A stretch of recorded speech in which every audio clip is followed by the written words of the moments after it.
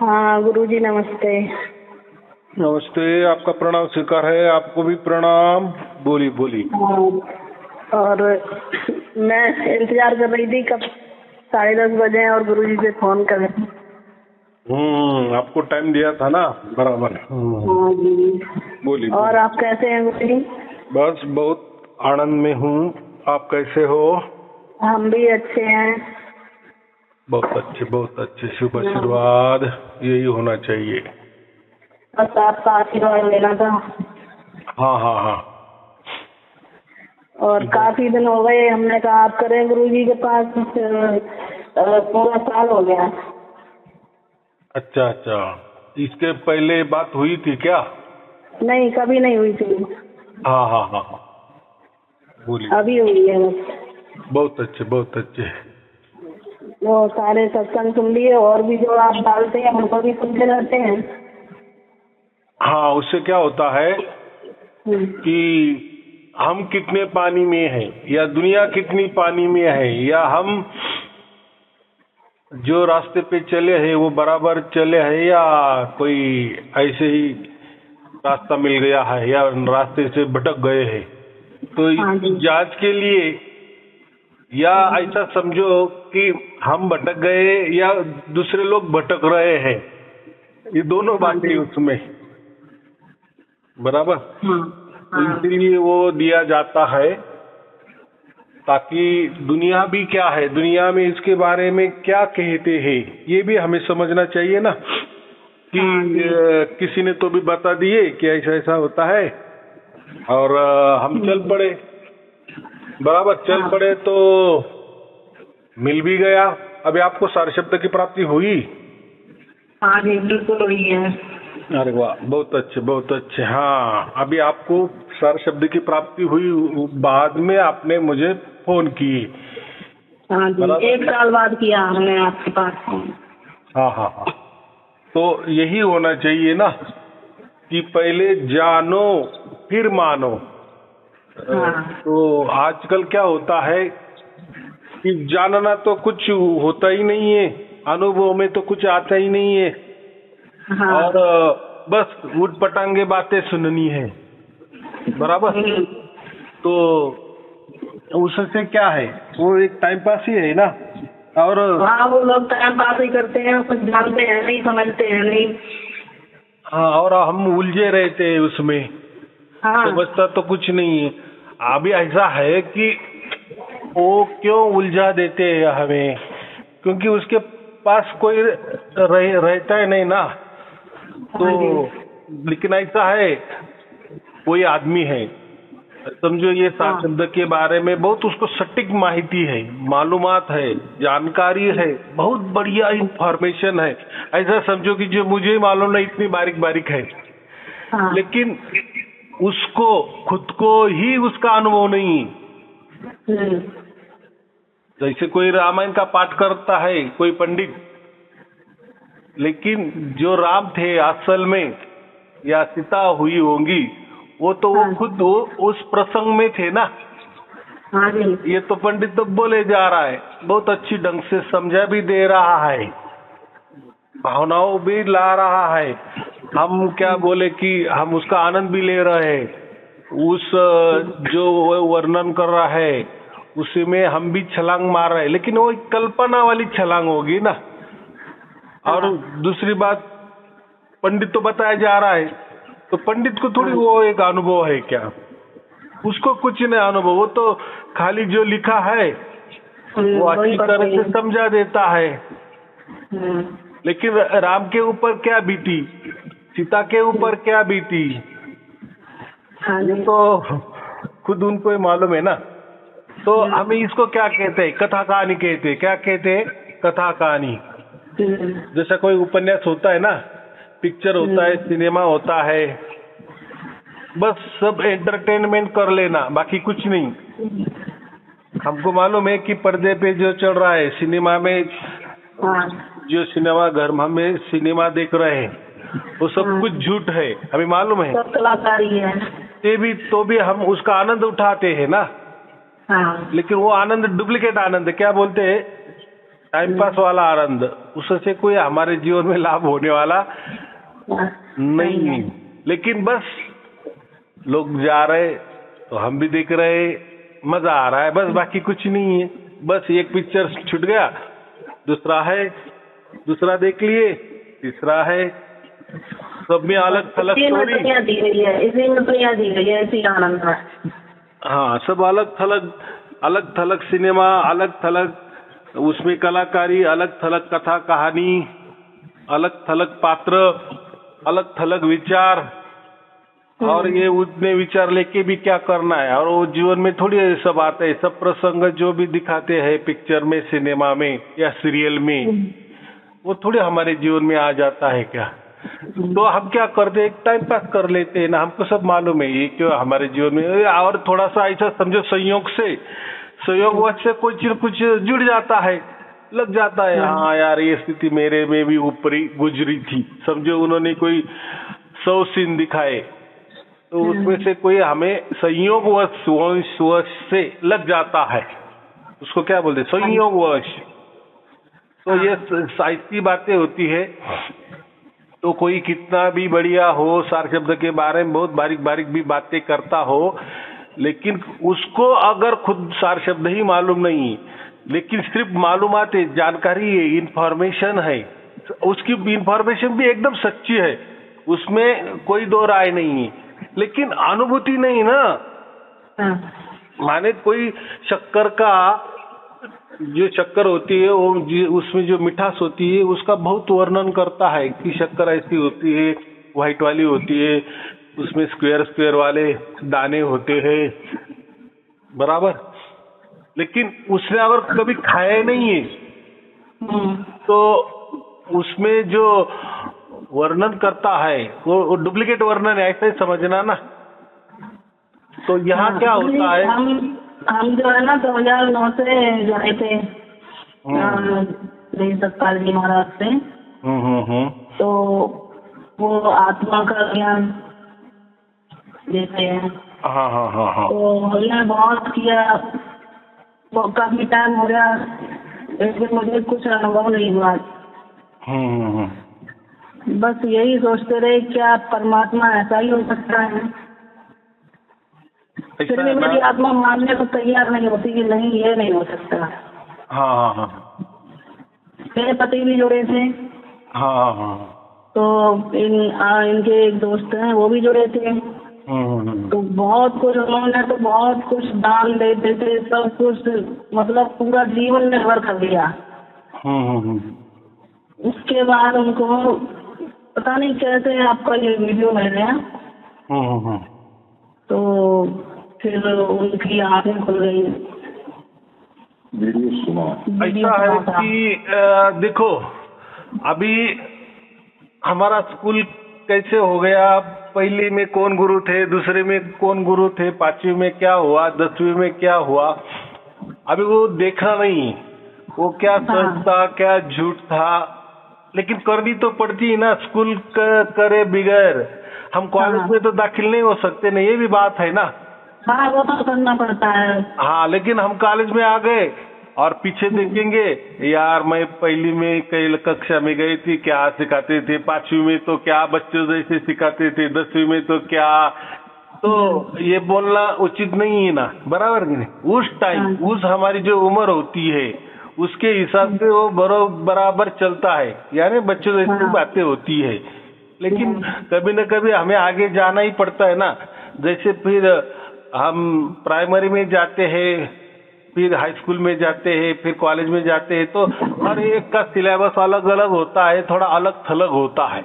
लेकिन क्या होता है, अध्यात्म के बारे में लोग छोड़ना नहीं चाहते। हमारे गुरु ने तो ऐसा नहीं कहा, हमारे तो धर्म ग्रंथ ऐसे नहीं कह रहे, हमारे महापुरुष ने ऐसा नहीं कहा है, मैंने तो कभी नहीं सुना है, मैंने तो कभी देखा नहीं है, मैंने तो कहीं पढ़ा नहीं है।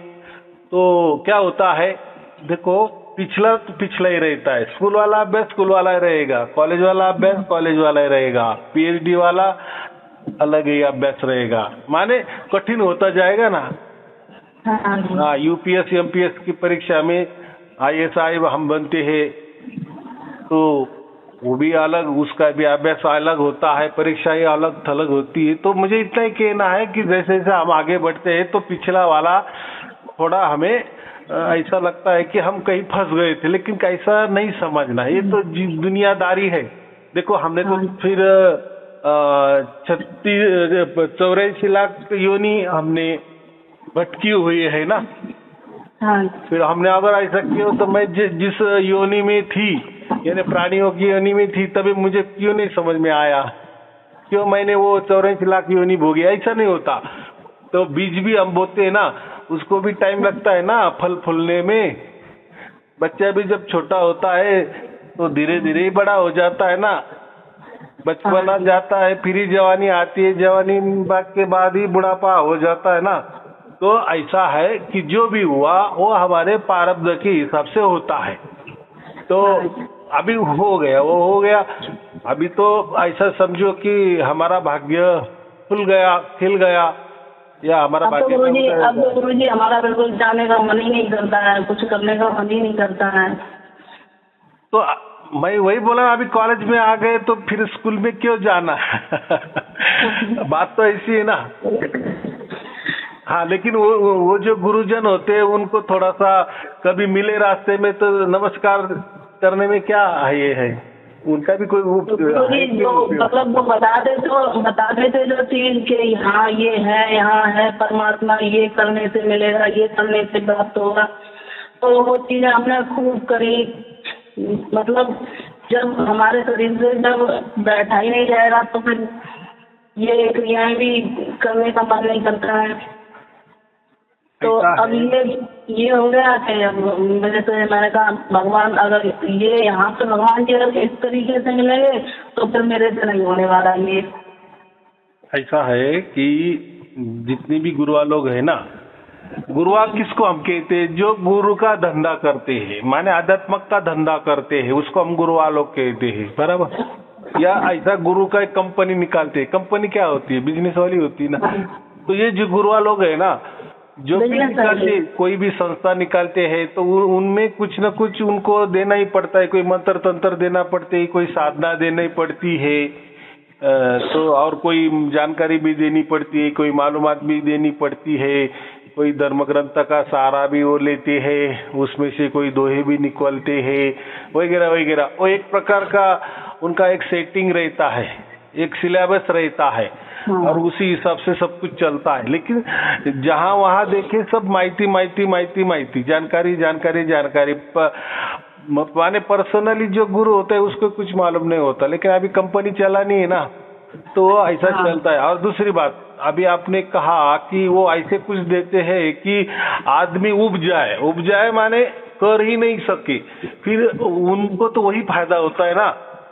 अगर वो बोले कि आपको कुछ नहीं हो रहा है क्या, आप बोलेंगे नहीं हो रहा है गुरुजी, आपने तो 3 घंटे बैठने को कहे, 4 घंटे बैठने को कहे, तो मुझे तो 1 घंटा बैठने के बाद तो मेरे पूरा अंग सूजन आ जाती है, या टेढ़ा मेढ़ा हो जाता है, या बहुत तकलीफ होती है। तो फिर वो बोलते फिर परमात्मा कैसा मिलेगा, तुझे तो 4 घंटे में बोला था। तो ऐसा है कि जो किसी को होगा ही नहीं। अगर आपने ऐसा ही बंडल मार दिए कि गुरुजी मैं 4 घंटा बैठ रही हूँ लेकिन कुछ नहीं होता, वो बोले 4 क्या लो, पहले के जमाने में ऋषि मुनि लाखों बरस बस बैठते थे। माने ऐसी बात कहती कि वो बोले नहीं अभी 4 नहीं ना, थोड़ा टाइम बढ़ाओ, 8 घंटा करो। उनको मालूम कहीं ना कहीं अटक जाएगी और ये करेगी नहीं, बराबर। तो बात ऐसी है। और वो देखो, वो खुद को बोलते हैं कि हम महाराज हैं, बराबर। हम तपस्या करते हैं, हम 4-4 घंटे 10-10 घंटे बैठते हैं, लेकिन उनकी प्रकृति देखो, ऐसे गब्बे की गब्बे रहते हैं, मानो ऐसा कि उनके शरीर में से नीचे घी निकल जाए, ऐसे ताजो तर्रे रहते हैं, मोटे रहते हैं। बुद्धि खुल गई है, पता नहीं क्यों इतना ज्ञान आ गया आपके प्रवचन सुन के। ये लगता है कि हम कहाँ झूठ में ही फंसे गए, इतनी उम्र मैंने लगा दी झूठ में और कुछ भी प्राप्त नहीं हुआ। हाँ, तो जो सचमुच में इतनी बड़ी कठिन तपस्या करते हैं ना, वो लोग कैसे दिखनी चाहिए, बराबर की नहीं, कुछ नहीं, उतना ही कष्ट आया, मतलब बराबर कष्ट ही आते रहे। हाँ, वो तो ऐसे कि वो ऐसे जैसे कि कोई राजा महाराजा होता है ना, खाने पीने वाला एकदम मस्त तरोताजा, ऐसे ही सब गुरुवार लोग रहते हैं। तो अभी हमें उसमें जाना ही नहीं, अभी जो हो गया बराबर।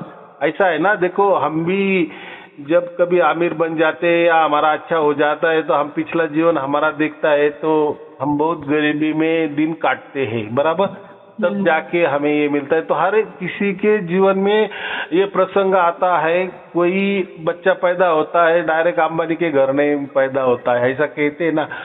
तो सब कुछ वो ये हो जाता है और वो क्या बोलते हैं, वो टाइम निकालना ही पड़ता है हमें। तो वो जाने दो, मुझे इतना ही कहना है कि वो ऐसे बातें करते हैं बच्चों जैसी। देखो पहले के जमाने में क्या था कि ऐसा कुछ समझ में नहीं आता था। समझो आपके अड़ोस पड़ोस भी कोई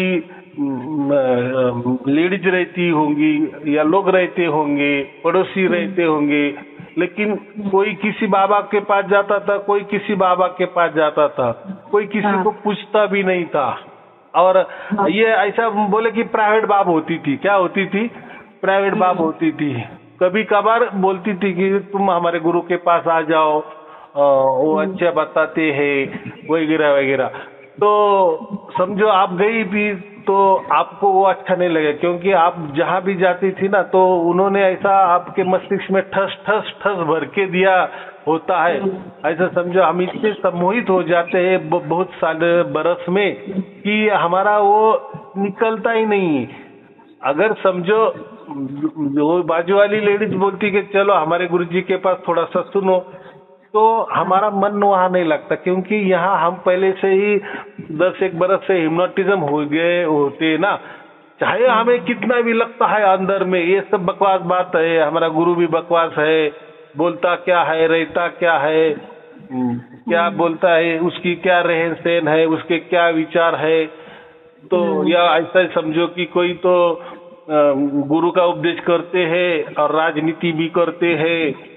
देखो अभी लोगों को मोक्ष वाला रास्ता दिखाते हैं और खुद राजनेता हो जाते हैं। तो राजनेता क्या है, बिजनेस चल रही है और कुछ नहीं है, बिजनेस चल रही है और बस अपने पीढ़ी दर पीढ़ी उनके लिए बोरे भरते हैं नोटों के, और इसके अलावा कुछ नहीं है। सामने से लोग बेवकूफ बन के चले जाते हैं यहाँ पर। हाँ, तो ऐसा ही है। तो बहुत सारे ऐसा ही चल रहा है, लोगों के पैसा लेना और उसके ऊपर चुनाव लड़ना और बड़े बड़े जो मंत्री पद है वो उपभोगना। देखो लोगों को यहाँ रास्ता दिखाते, मोक्ष वाला रास्ता है, हमारे पास आ जाओ, हम मोक्ष वाला रास्ता आपको बताएंगे। और खुद क्या करते, खुद तो राजनेता बन जाते हैं। उनको तो सत्ता की कुर्सी चाहिए, मान प्रतिष्ठा चाहिए, और हमको कहते हैं कि माया मोह में नहीं आना, मान प्रतिष्ठा में नहीं आना। और खुद क्या है, तो करनी और कथनी बहुत अंतर। तो ऐसा है, ऐसा ही हम समझना कि वो हमारा भाग्य वैसा था बराबर। तो अभी वो प्रारब्ध हमारा छूट गया। लेकिन ये जो था ना, अभी वो गुरु अच्छा हो या बुरा हो, या हमें अच्छा रास्ता मिला है या नहीं मिला है, लेकिन हमारी जो भावना थी ना वो शुद्ध थी, पवित्र थी कि हमें परमात्मा मिले, इसलिए आपने गुरु किया ना। लेकिन बाद में बचपन से मतलब बहुत खोजी दिमाग में, ऐसा परमात्मा, कैसा परमात्मा, ऐसा कैसे हो सकता है, मतलब बहुत खोजी मन हो गया था मेरा। उसके बाद ये मुझे अब तसल्ली मिली है। तो ऐसा होता है कि हम तो परमात्मा ढूंढने जाते हैं और वो लोग खुद परमात्मा ही खुद को बता देते हैं। तो ये थोड़ा धोखा हो गया ना। हाँ, तो ऐसा बात होती है, परमात्मा थोड़ी कोई मनुष्य देह में आने आएगा।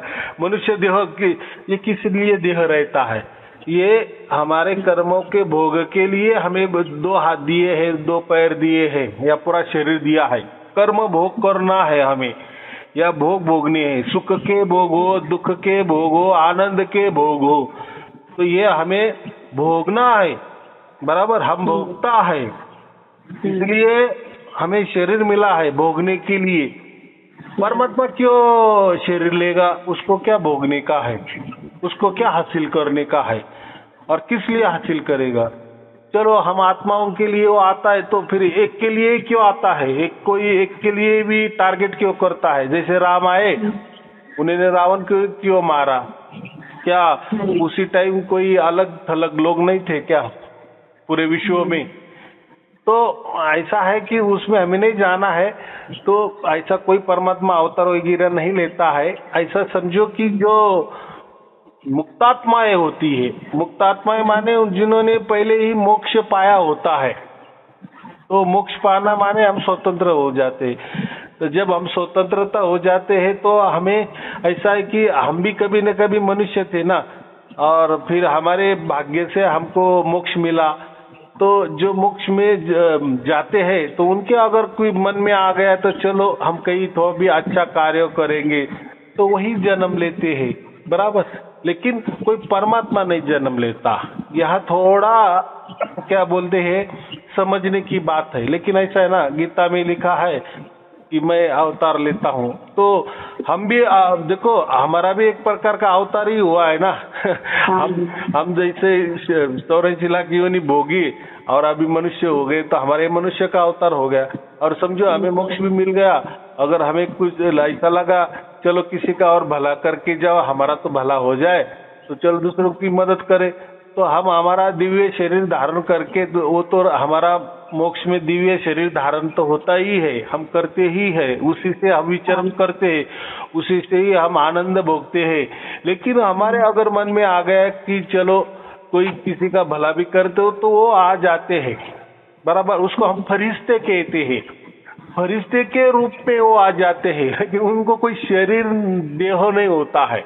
उनके साथ जो दिव्य शरीर होता है, फरिश्ते वाला शरीर होता है, वही होता है। लेकिन वो फरिश्ते वाला शरीर कोई हमारे जैसा शरीर नहीं होता, वो दिव्य शरीर होता है, अदृश्य शरीर होता है। उसी से वो किसी के दिमाग में उतर जाते हैं, वो मदद करते हैं, या अच्छा रास्ता दिखाते हैं, या मदद करते हैं, और ऐसे करते हैं वापिस जाते हैं, एक क्षण में जाते हैं, एक क्षण में आ जाते हैं। तो ये ऐसा थोड़ा समझना, तो उनका अवतार हो जाता है, ऐसा समझो। हम बोलते ना यार हमारा एक्सीडेंट हो गया, ऐसे विराट स्थली हो गया, हम तो गिर गए, किसी ने ठोकर मार दी मालूम नहीं, लेकिन रास्ते के बाजू में हम गिर गए, सुनसान जगह थी, लेकिन कोई तो भी आदमी आ गए और उन्होंने हमें बचा लिए, बराबर। फिर हमें होश आ गया, तो वो आदमी बोले कि आप ऐसे ऐसे गिरे थे, वहाँ तो कोई नहीं, लेकिन हम चल रहे थे, हमें देख कर गए कि ये ऐसे क्यों पड़े हैं, चलो इनको कोई तो गहरी चोट आई है, तो हमने फिर आपको हॉस्पिटल में भर्ती कर दिए। तो अभी वो जो लोग थे वो कोई फरिश्ते नहीं थे, लेकिन फरिश्ते ने उनके अंदर बोल दिए कि नहीं भाई ये जो गिरे है ना, इनको तू लेके जा। तो जैसे समझो हम जा रहे हैं, हमारे बीबी मियाँ दोनों भी जा रहे हैं, बराबर। और हमने ऐसे कोई लोग देखे कि एक आदमी गिर पड़ा है या औरत गिर पड़ी है, और हमने अगर हमारे हस्बैंड को बोला कि अरे वो औरत है या कोई ये, तो उनको कोई गहरी चोट हो गई है, वो बेशुद्ध है, तो उनको हमें हॉस्पिटल में लेके जाना है, तो हमारा हस्बैंड क्या बोलेगा, ए जान दो वो झंझट में नहीं गिरना। या हम अगर हमारा हस्बैंड अगर ऐसा बोले तो हम बोलेंगे नहीं नहीं वो झंझट में नहीं गिरना, बराबर। क्योंकि कोई वो झंझट में गिरना नहीं चाहता ना, कोई एक्सीडेंट वाले की मदद करना नहीं चाहता है। लेकिन फिर जो करते हैं वो कैसे करते हैं, तो फिर उनके मन में आ जाता है। तो उनके मन में कौन भर देता है, तो वही फरिश्ते भर देते हैं। वही फरिश्ते माने कौन, जो मुक्तात्मे है, जो उन्होंने मोक्ष पाया है। अभी हम भी जाने वाले हैं, हम भी मोक्ष में, अभी ऐसा समझो कि हमारा टिकट कट गया है, कंफर्मेशन हमारा हो गया है, हम मोक्ष में जाने वाले हैं, वो तो पक्का हुआ है। लेकिन जाएंगे, अगर हमको लगा तो हम भी ऐसे काम कर सकते हैं, तो इसको बोलते हैं अवतार। क्या? लेकिन कोई जो परमात्मा होता है वो कोई अवतार नहीं लेता है। ये जो गुरु लोग बोलते हैं ना कि सदैव अवतार नहीं ले सकता, क्योंकि शरीर ये बंधन है, बराबर। तो वो खुद परमात्मा क्यों बंधन में आ जाएगा, किसी एक को टारगेट क्यों करेगा? वो भी ये लोग बंधन में डाल देते हैं, बंधन पर बंधन डाल देते हैं। हाँ, वो बंधन तो इसलिए डाल देते हैं कि ताकि आप बंधन में रहे, और आपको ऐसा समझो कि बंधन हो ही नहीं। समझो आपको 20 बंधन डाल दिए ना, तो उसमें से आपको ज्यादा ज्यादा 10 या 15 आप ज्यादा से ज्यादा कर सकते, लेकिन 5 बंधन आपसे छूट ही जाता है। फिर 5 बंधन छूट जाता है तो वो फिर उसका ही सहारा लेता है। देखो आप पूरे बंधन में नहीं रहती है, इसीलिए आपके काम अच्छे नहीं हो रहे, आपका संसार अच्छा नहीं हो रहा है। आप गुरु पे दोष मत दो, गुरु ने आपको बहुत अच्छा दिया था, बहुत अच्छा रास्ता बताया था, लेकिन आप जो गुरु की आज्ञा है वो उसके रास्ते नहीं चलते। और हम भी मान लेते हैं, हाँ हाँ ये बात बराबर है, आपने तो ऐसा वैसा बताया था, यहाँ जाओ मत, वो वहाँ जाओ मत, ये खाओ मत, इनके घर खाओ मत, लेकिन हम गए, हो सकता है हमसे थोड़ी गलती हो गई। तो उनको यही लगता था, उनको तो यही क्या बोलते हैं निमित्त लगता है।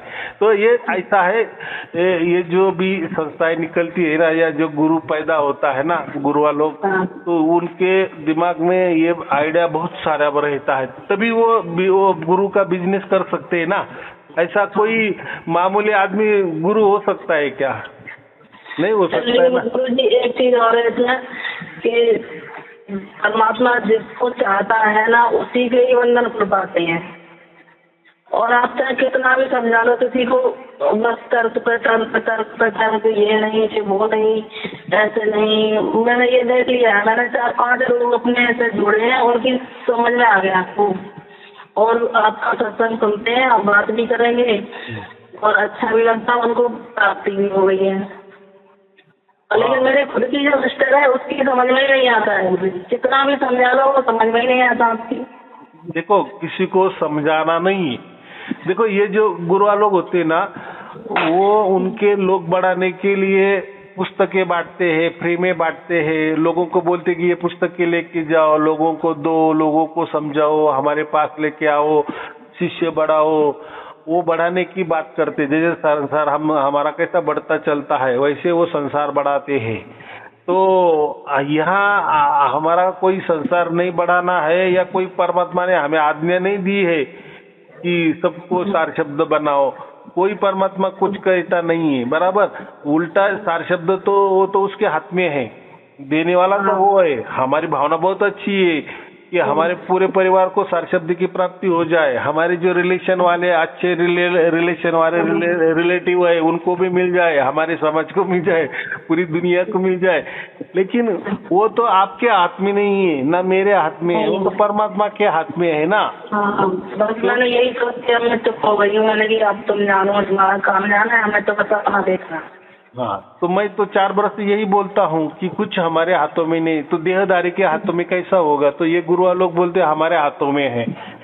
तो कबीर साहब ने इसके बारे में बहुत अच्छा बात बताया है कि ये जो परमात्मा की जब कृपा हो जाती है ना, तभी हमें वो सार शब्द मिलता है, लेकिन किसी गुरु के आशीर्वाद से नहीं मिलता। माने देहधारी गुरु के, उन्होंने भी गुरु की बात की है, लेकिन उन्होंने वो विदेही गुरु की बात की है, माने जिसको देह नहीं होता है, माने परमात्मा, उस गुरु की बात की है, कोई देहधारी परमात्मा की बात नहीं की। लेकिन अभी जो देहधारी लोगों को, गुरु लोगों को बिजनेस करना है, धंधा करना है, तो उन्होंने वो गुरु का अर्थ देहधारी गुरु कर लिया है।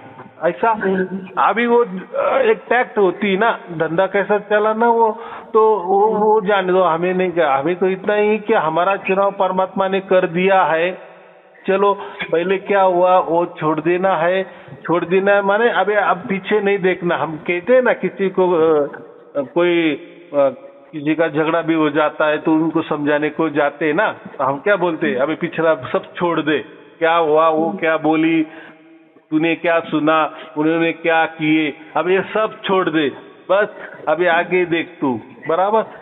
तो ये ऐसी बात होती है। तो हमें अभी आगे देखना है कि हमारा चुनाव जो है खुद परमात्मा ने किया है, बराबर। तो अभी अगर तो जब परमात्मा ने हमारा चुनाव किया है तो अभी किसी की कुछ चलने वाली नहीं है, बराबर। ना कोई मनुष्य देह की भी चलने वाली नहीं है और किसी की भी चलने वाली नहीं है। तो अगर परमात्मा ने हमारा चुनाव किया है तो इसका बड़ा भाग्यशाली और कौन है। हमारे जैसे जिनको सार शब्द मिलता है उनके जैसा भाग्यशाली दुनिया में कोई नहीं है। कोई नहीं है। और ये कोई सबको मिलता है ऐसा नहीं ना। ये जैसा गांव भोजवाला है, चलो जाओ तो सबको मिलेगा, ये तो प्रसाद वैसा नहीं है। तो गुरु प्रसाद है। गुरु प्रसाद माने परमात्मा के द्वारा, परमात्मा की मर्जी से, उसके द्वारा ही। बहुत से लोग ये कहते हैं कि मुझे आज सुनाई पड़ा, कल सुनाई नहीं पड़ा, परसों सुनाई पड़ा, सुनाई नहीं पड़ा कुछ। पता नहीं मुझे क्यों ऐसा लगता है कुछ सुनाई नहीं पड़ता है। ये तो परमात्मा अपनी मतलब ये दिखा देता है ना कि हम प्रेजेंट हैं, सुनाई पड़े या ना पड़े वो तो चल ही रहा है। हाँ तो कैसा तो पूरे वायुमंडल को छाया हुआ, उसके बिना तो कुछ हो ही नहीं सकता है। बात बराबर है। ऐसा है, लोगों को ऐसा लगता है, लेकिन जो परमात्मा होता है वो सत्य होता है। सत्य माने सनातन, सनातन माने 24 घंटा, 24 घंटा माने कल भी था, वो आज भी है और अनंत काल के लिए आगे भी रहेगा। वो उसके लिए अनंत कहा गया है, माने वो काल के परे है, माने टाइम के परे है, टाइम बॉन्ड उसके ऊपर नहीं है। तो वो परमात्मा है। तो वो तो पहले से ही था, आज भी है, कल भी रहेगा, वो तो सत्य है। वो उसकी थोड़ी भी तो कुछ है ही नहीं, उसके बिना तो जीवन है, कुछ भी है ही नहीं। तो उसकी थोड़ी भी झलकियां मिल गई ना। उसमें इतना ही समझना है कि परमात्मा हमें कह रहा है कि बच्चे तू डर मत, मैं हूँ। अगर आपका विश्वास हो गया समझो उससे कि हाँ ऐसा ऐसा परमात्मा है, अभी परमात्मा ने मुझे स्पर्श किया है, मैं पुनीत पावन बन गई हूँ, अगर आपका विश्वास हो गया तो फिर बार बार परमात्मा आपको क्यों टोकेगा? ऐसा भी हो सकता है ना। ऐसा क्यों नहीं सोचते हम? इसलिए हमें 24 घंटा किसको होता है ऐसा समझो कि जिसका विश्वास ही नहीं होता परमात्मा के ऊपर। फिर परमात्मा बोलता है ये थोड़ा संशयी है, ये ऐसा है, इसके थोड़े मैं बाजू भी हट जाऊं तो ये ऐसा समझता है कि परमात्मा नहीं है। तो उसके लिए परमात्मा की लीला परमात्मा जाने। तो फिर उसके साथ परमात्मा 24 घंटा रहता है। तो चलो अच्छी बात है। तो मुझे इतना ही कहना है, जिसको थोड़े देर के लिए आए या थोड़ी देर में आते आते गए या हर रोज थोड़ा थोड़ा आते गए या किसी को 24 घंटा भी होते गए, तो ये सब में एक ही पद्धति है, एक ही बाजू है। बराबर ऐसा समझो थोड़ा वो मत है, हमेशा था और रहेगा। अभी इसमें मुझे बहुत सारे जन ऐसा पूछते हैं कि फिर उनको कैसा 24 होता है, हमको क्यों नहीं? तो ऐसा समझो कि वो नित्य मुक्त थे। माने ऐसा समझो कि वो पहले भी नित्य मुक्त ही थे और मोक्ष में ही थे। उन्होंने कोई उनकी इच्छा हुई होगी और मन में आया होगा, उन्होंने वापिस ये जन्म ले ली, बराबर। और वो वापिस अभी वो जाने वाले, उनको वो तो नित्य मुक्त ही थे, इसलिए उनको 24 घंटा होता होगा। ऐसा कुछ तो भी सोच समझ के चलना। अभी क्या उसमें समझा देना, क्योंकि वो तो जो भी घटता है वो तो परमात्मा के द्वारा घटता है ना। तो ये बात होती है। तो हमारा अगर चुनाव परमात्मा ने किया है तो बाकी अभी बातें अभी ऐसा है कि जब परमात्मा हमारे अंदर आता है, उतरता है, उसका स्पर्श हमें महसूस करवा देता है, उसकी पहचान हमें करवा देता है, जैसे सार शब्द प्राप्त होता है, तो हमारे अंदर दया, क्षमा, शांति जो भी है ना, ये जो चीजें मंगल चीजें, जो शुभ चीजें होती है वो हमारे अंदर उतरने लगती है। तो हमें अभी किसी को टोकना नहीं है, गुरु को भी नहीं, हमारा कोई दुश्मन भी हो, उन्होंने बहुत आपको तकलीफ दी हो, ऐसा समझो, बहुत तकलीफ दी हो, तो भी उसके लिए अच्छा दुआ मांगना। क्या हो सकता है उसका मैंने पहले पिछले जन्म में उसको बहुत तकलीफ दी होगी, इसलिए उसने फिटम फाट कर दी। हमको तो अभी मोक्ष मिलना है, इसलिए अभी हम उसको क्षमा कर देंगे, क्योंकि हमें तो अभी अगला जन्म नहीं है। तो अगर हमने ऐसा मन में क्रोधित में लाए, मैं तेरा पूरा ही करूंगी, तो अगर हम बीच में ही मर गए तो उसका पूरा करने के लिए हमको जन्म लेना पड़ेगा कोई भी। तो इसीलिए हम अभी सार शब्दी बन गए हैं, हमें अभी यकीन आ गया है कि हम मोक्ष में चले गए हैं, हमारा कंफर्मेशन मिल गया है, सब कुछ हो चुका है, बस जाने की देरी है। तो बात ऐसी है, तो किसी के ऊपर गुस्सा नहीं करना, क्रोध नहीं करना, लोभ तो बिल्कुल नहीं करना। बस अभी सब कुछ पूरा जीवन है, जितना भी बचा कुचा है तो पूरा की पूरा परमात्मा को अर्पण करते चलना। वो अर्पण आप करे ना करे है उसने तो जब आपको सार शब्द प्राप्त हो गया तभी आपको उसने बांध लिया है, आपका आत्मा को उसने बांध लिया है। यहाँ ऐसा नहीं समझे कि हम बंधन में आ गए क्या, नहीं, वो परमात्मा क्योंकि परमात्मा खुद बंधन मुक्त है तो किसी को भी बंधन में क्यों लाएगा। तो ये बोलने की एक पद्धति है कि उसने आपको बांध लिया है, बराबर। तो जैसे बांध लिए है पहले टाइम, जब पहले क्षण में आपको जब सार शब्द की प्राप्ति, उसी क्षण उसने बांध लिया है और आप हमारी डोरी अभी उसके हाथ में है, बराबर। हम अभी भूल भी गए कि परमात्मा था या मुझे कोई झलकियां मिली थी या नहीं मिली थी, या आप सार शब्द भी भूल गए, कुछ भी हो गया आपसे, तो कोई डरने की बात नहीं है। आपको आपकी डोरी तो परमात्मा ने उसके हाथ में ले ली है। जितनी भी ऐसा समझोगे सार शब्द है उनकी सबकी डोरी उन्होंने ले लिया है। तो अभी इसमें बहुत लोग बोलते हैं कि चलो ये आपके माध्यम से, वीडियो के माध्यम से हमें समझता है कि ये सार शब्द होता है और इससे हमें मुक्त मिलता है, लेकिन ये बातें तो सिर्फ कबीर साहब ने कही है, गुरु नानक देव जी ने कही है या कहीं और जगह होगी, वो हमें मालूम नहीं है। लेकिन पूरी दुनिया को तो ये सार शब्द के बारे में मालूम नहीं है, तो फिर पूरी दुनिया में वो लोग मोक्ष को प्राप्त नहीं होंगे क्या, या उनको मोक्ष ही नहीं मिलेगा क्या? तो ऐसा नहीं होता। देखो, मोक्ष के लिए एक ही बात कही है गीता में, क्या कही? निष्कर्म सत्कर्म, बस यही आपके काम आते हैं। माने जो भी हम अभी कर्म करेंगे, जिनको अभी सार शब्द मिला है या जिनको नहीं मिला है और जिनको लगता है कि मुझे मोक्ष मिलना चाहिए, तो वो जो भी कर्म करेंगे ना, तो वो ज्यादा से ज्यादा सत्कर्म करे या निष्काम कर्म करे। माने मोक्ष के लिए मैं कर रहा हूँ, माने अभी मुझे इसमें कोई फल की आवश्यकता नहीं है, मैं जो भी कर रहा हूँ निष्काम कर्म कर रहा हूँ, बराबर। ये एक बात हो गई। अभी दूसरी बात है कि अभी हम संसार में हैं, तो निष्काम कर्म कैसे करे? तो निष्काम कर्म तो माने फल की अपेक्षा नहीं करनी है, तो ऐसा कैसा हो सकता है? तो चलो, अभी आपको सार शब्द मिल गया है, आपको तो मोक्ष मिल गया है, लेकिन अब हम दूसरों लोगों की बात करेंगे कि मैं कहता हूँ कि मोक्ष के सब अधिकारी है और जो भी निष्काम कर्म करते हैं, सत्कर्म करते हैं, उनको भी मोक्ष मिलता है। उनको समझ में आए ना आए कि ये जो मैं कर्म कर रहा हूँ, ये निष्काम कर्म कर रहा हूँ, लेकिन इसका फायदा मोक्ष का है, वो मोक्ष ही उसको मालूम नहीं, ऐसा समझो।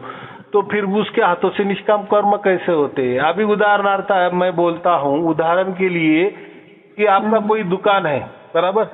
अगर आपका दुकान है तो आप जो भी वस्तु लोगों को देंगी तो वो असल वाली देना, बराबर। समझो आप घी बेच रही हो, बराबर, तो वो घी जो है ना, वो असल में असली भी घी देना, उसमें कोई मिलावट नहीं करना, बराबर। और जितना दाम है उतना ही लेना, उसके उपरांत जितना खर्चा आया है आपका, जो भी कोई सब जाके जितना चाहिए हमको नफा, बस उतना उसमें ऐड करना है, ज्यादा भी नहीं और कम भी नहीं, नुकसान में भी नहीं, ज्यादा लालच में भी नहीं कि चलो पूरी दुनिया में मेरे जैसा घी किसके पास नहीं तो मैं दाम बढ़ा दूं, ऐसा नहीं। तो मैं जो भी घी बेचूंगी, असली घी बेचूंगी, वो मिलावट नहीं करूंगी, और जो उचित दाम है, जो मुझे भी उसमें 2 पैसा मिलेगा, बराबर, और सामने वाला जो लेने वाला है उसका भी नुकसान नहीं होगा। तो ये हो गया निष्काम कर्म, बराबर। अभी कोई नौकरदार है और ऐसी उसकी नौकरी है, समझो बैंक में नौकरी कर रहा है, बराबर, तो उसके पास भी बहुत सारे लोग आते हैं कि ये कैसा करना है, ये फॉर्म कैसा भरना है, या क्या लिखना है, कोई जानकारी देनी है, तो उसके साथ अच्छा बर्ताव करना, बराबर। ये भी परमात्मा का ही बच्चा है, मैं भी परमात्मा का बच्चा है, मेरा ये भाई है, ऐसा समझ के उसको अच्छी तरह से मदद करना, वो भी एक निष्काम कर्म हो जाता है। माने कोई भी हम बिजनेस करे, नौकरी करे, सच्चाई के साथ करे, बराबर, और ऐसा उस टाइम समझे कि मेरी और खुद परमात्मा देख रहा है, मैं परमात्मा के नजर निगरानी में काम कर रहा हूँ, बस इतना भी ख्याल रहे, या सच्चाई में काम कर रहा हूँ, उसको समझो, चलो परमात्मा भी मालूम नहीं, ऐसा भी समझो, लेकिन अगर वो सच्चा दिल वाला है, हम बोलते हैं ना कभी कि यार ये अच्छा बहुत अच्छा आदमी है, बराबर की नहीं, तो अच्छा आदमी माने कैसा, वो तो दिखने में अच्छा नहीं, अंदर बाहर पूरे अच्छे ही होना चाहिए। तो वो जो उसकी अच्छाई है वो भी उसका एक निष्कर्म ही हो सकता है। तो संसार में भी हम निष्कर्म कर्म कर सकते हैं, लेकिन उसको अगर मोक्ष के मालूम नहीं, परमात्मा भी मालूम नहीं, तो वो जब आदमी मर जाता है तो उसको मोक्ष मिलना ही मिलना है। तो अभी आए समझ में? तो दुनिया में भी लोगों को परमात्मा भी मालूम नहीं, मोक्ष भी मालूम नहीं है, लेकिन वो जो सच्चाई के रास्ते चल रहे हैं, दुनिया का भलाई कर रहे हैं, कोई मन में संशय नहीं है, बस दूसरों का भला हो जाए, तो ये भी एक निष्काम कर्म हो जाता है। बराबर। तो ये बातें होती है।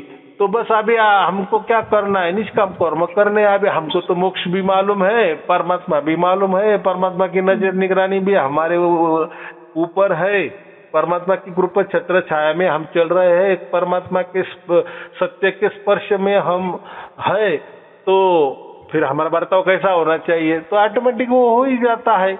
बराबर, ऑटोमेटिक हो जाता है गुरुजी। होता है, लेकिन धीरे धीरे। हाँ, और जो हमारा पहले जीवन वाला जो कोई हमने पाप किया है, पुण्य किया है, या जो भी कुछ ऐसा समझो, वो पूरा हमारा जीरो बन जाता है। बराबर, पहले जीवन वाला हमारा पूरा जीरो बन जाता है।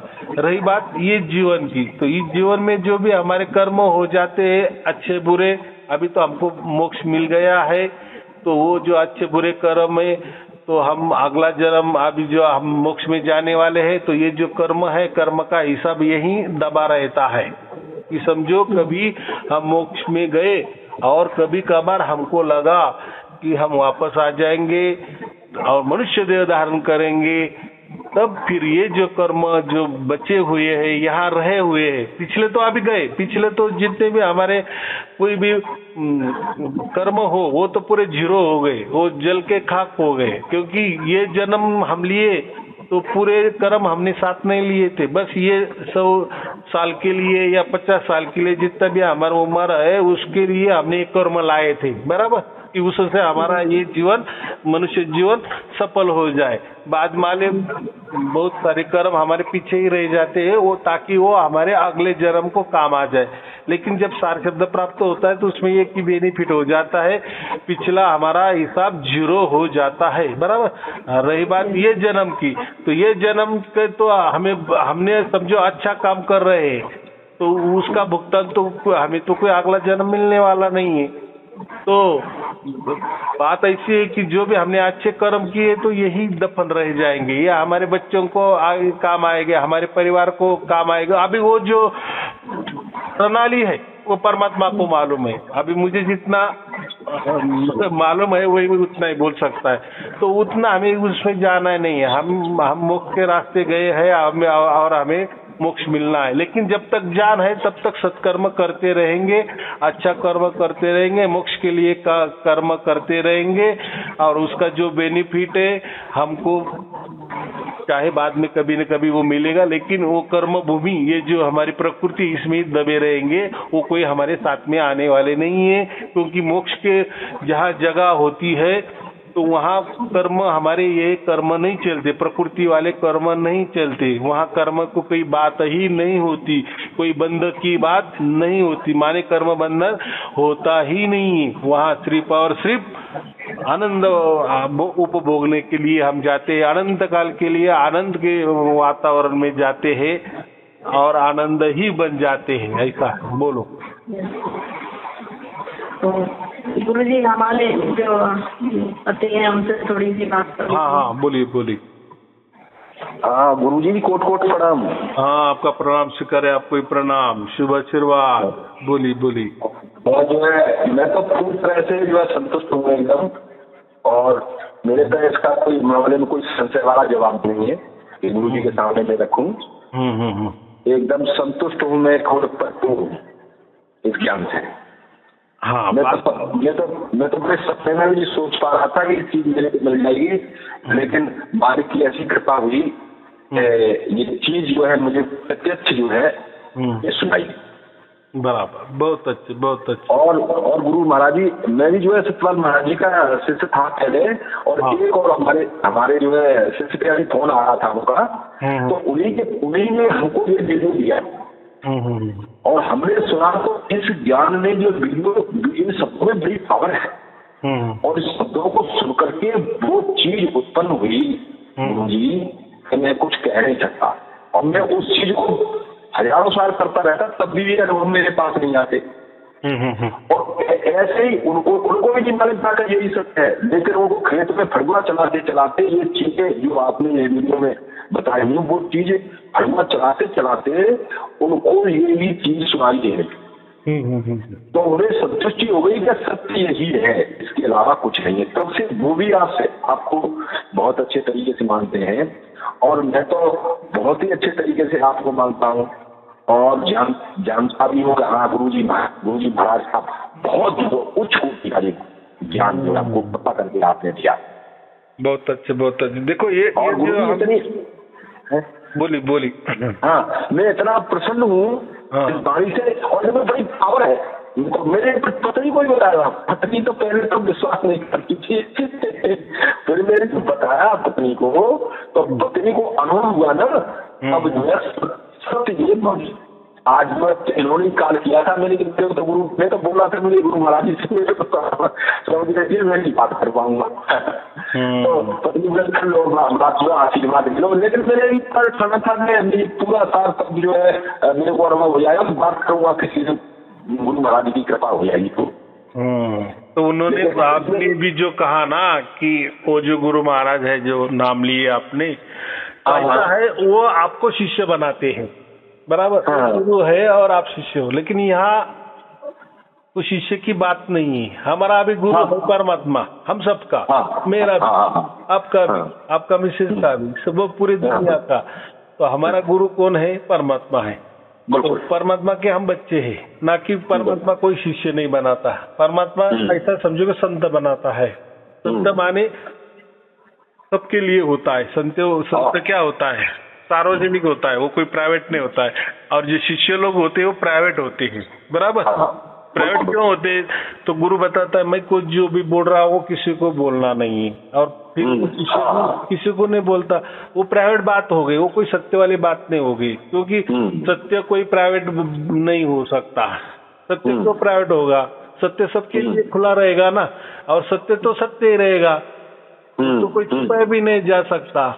तो ये जो हम बात करते हैं ना, तो ये हमें सत्य मिला है। और अभी देखो फिर बाकी असत्य है क्या? तो सत्य और असत्य इसमें क्या फर्क है? समझो किसी ने हमें मंत्र दे दिए, तो ये जो मंत्र है तो ये अक्षर वाला यहाँ के अक्षर वाला बन गया है। समझो हम अगर जापान में हमने जन्म लिया है, वहाँ तो हमें ये यहाँ की जो 52 अक्षर है ये तो वहाँ तो नहीं आएंगे ना हमें।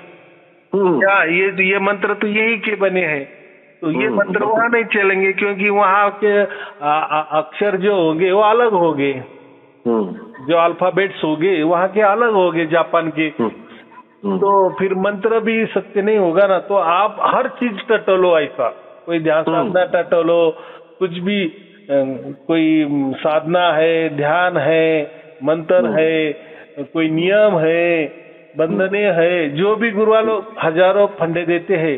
ऐसा एक कल्पना करो कि हम अभी अलग देश में है, जहाँ भारत का कोई एक भाषा का भी संबंध नहीं है, वातावरण का भी संबंध नहीं है, खान पान का भी संबंध नहीं है, रहन सहन का भी संबंध नहीं है, तो चलेगा क्या वहाँ? ये तो सत्य का मतलब क्या होता है? सार्वकालीन होता है। सत्य का मतलब सब जगह सरी का ही चलता है, उसमें कोई किसी प्रकार की दिक्कत नहीं आती। माने ऐसा है कि 1+1 2, एक और एक में एक मिलाए तो 2 ही होंगे। आप अमेरिका में जाएंगे तो 2 ही होनी चाहिए, जापान में जाएंगे 2 ही होना चाहिए, सब जगह 2 ही होते। ये क्या हो गए? सार्वकालीन। तो सत्य उसको कहते हैं कि वो सदा सर्वकाल, उसमें कोई बदलाव नहीं होता, वो होता है सत्य। बराबर। तो ऐसा ये जो हमको मिला है ये सब जगह आपको ऐसा ही मिलेगा, उसके लिए कोई भाषा की जरूरत नहीं, किसी धर्म की जरूरत नहीं। समझो ऐसा ही किसी जापानी आदमी को मिल गया, ऐसा सार शब्द प्राप्त हो गया, तो ठीक है, सार शब्द को अलग कुछ नाम देगा, वो नाम है, वो तो बोली भाषा है समझाने के लिए वो। लेकिन जो उसके ऊपर होगा वैसे कि वैसा कोई अमेरिका वाला होगा उसके साथ भी ऐसा ही होगा कि नहीं, कोई बदलाव नहीं। जो आपके साथ हुआ जापान वाले के साथ भी वो हुआ, अमेरिका वाले के साथ भी वही हो रहा है, सेम टू सेम घट रहा है। जो अनुभूति आपको वही उसको अनुभूति, इसीलिए हम उसको सत्य बोलते हैं, बराबर।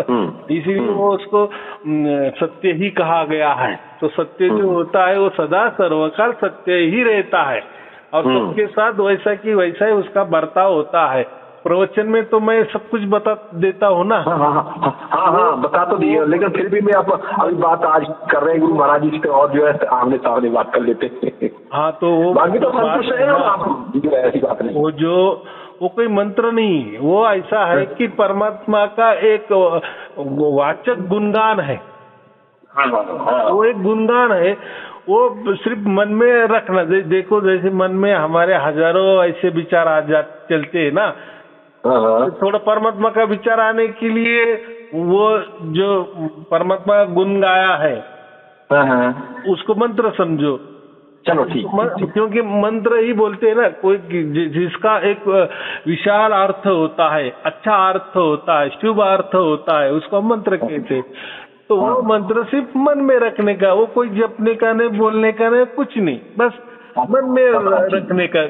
आया मन में तो ऐसा कोई अलग थलग विचार करते रहे तो मन में ऐसा, अगर परमात्मा का गुणगान करते रहे तो बात अच्छी है। अभी यहाँ दो बातें होती है, बहुत बार हम कहते हैं कि काम क्रोध लोभ ये करना नहीं, लालच करना नहीं, लोभ करना नहीं है, और हम तो यहाँ मोक्ष का लोभ करते हैं ना। तो मोक्ष के लिए लोभ ये आता ही नहीं है।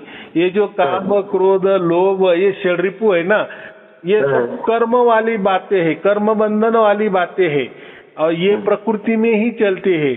तो परमात्मा का लोभ करना कोई लोभ नहीं होता, वो हमारा जन्म सिद्ध अधिकार है। मनुष्य का वो क्या बोलता है, अधिकार है।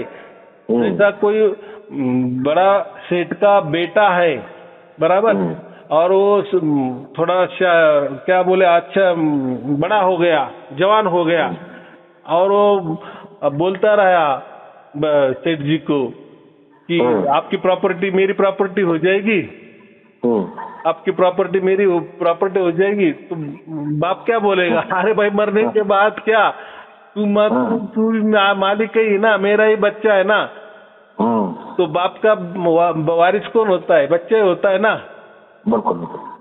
तो फिर उस टाइम बच्चे ने अगर बाप से मांगा कि तेरी प्रॉपर्टी मेरी हो जाएगी, ये क्या बात होगी, तो हम क्या बोलेंगे, बेटे ने वो लोभ नहीं करना चाहिए। अरे लोभ, उसमें वो लोभ शब्द आता ही नहीं ना, वो डिफॉल्ट में मालिक है ही। जब उसके पेट से उसने जन्म लिए ना, उसको में जन्म आया तो उसको प्रॉपर्टी का वो जैसा उसका जन्म हुआ वो हकदार ही है, वैसे हम मोक्ष के अधिकारी ही है। तो हम मोक्ष की लालच नहीं करते, तो मोक्ष कोई लालच में नहीं आता, बराबर। तो वो निष्काम कर्म में ही हमारा आ जाता है, वो निष्काम कर्म है। मोक्ष मिलना माने निष्काम कर्म होता है। ये थोड़ी गहरी वाली बातें है, बाद में आपको समझ में आ जाए, जैसे प्रवचन सुनते जाएंगे वैसे वैसे वो बातें समझ में आएगी। तो मैंने अभी ये कह दिया, बराबर। चलो ठीक है, आपको और आपके परिवार के लिए शुभ आशीर्वाद, मंगल आशीर्वाद, कोट प्रणाम गुरु जी, आपको भी कोट प्रणाम। साहेब जी, सत साहेब जी, सत साहेब जी।